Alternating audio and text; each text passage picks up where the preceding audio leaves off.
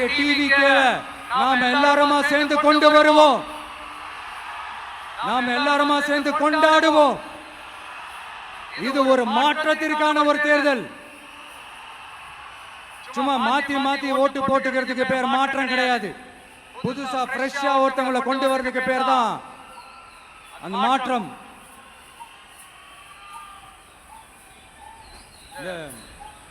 போகி பண்டிகை அன்னைக்கு வீட்டில் இருக்கிற வீணா போனதை எல்லாம் தூக்கி வீசி எறிவோம் தெரியுமா? அந்த மாதிரி இந்த தேர்தல்ல 75 வருஷ பவள விழா பாப்பாவையும் 55 வருஷ பல்லாங்குழி பாப்பாவையும் தூக்கி வீசி எறிவோமா? ஒரு நியூ கவர்னன்ஸ், ஒரு குட் கவர்னன்ஸ் ஒன்று கொண்டு வரலாமா? நீங்க இந்த திமுக ஓட்டு போடுறது, மற்றும் பலருக்கு ஓட்டு போடுறது, பாஜக ஓட்டு போடுறது, யாருக்கு ஓட்டு போட்டாலும் சுத்தி சுத்தி நீங்க பாஜகவுக்கு ஓட்டு போடுற மாதிரி தான்.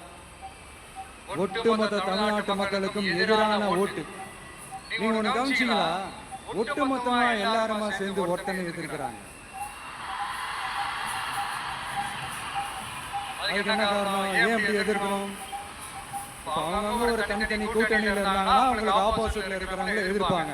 ஆனா ஒட்டுமொத்தமா எல்லாருமா சேர்ந்து ஒருத்தனை எதிர்க்கிறாங்க. அதுக்கு என்ன காரணம்? ஒட்டுமொத்தமா எல்லாருமா சேர்ந்து ஒரே கூட்டணியில இருக்கிறாங்க. என்ன தப்பு பண்ணிட்டான் இந்த விஜய்? மக்களுக்காக அரசியலுக்கு வந்தது ஒரு தப்பா? நல்லாட்சி கொடுக்கணும்னு நினைச்சது தப்பா?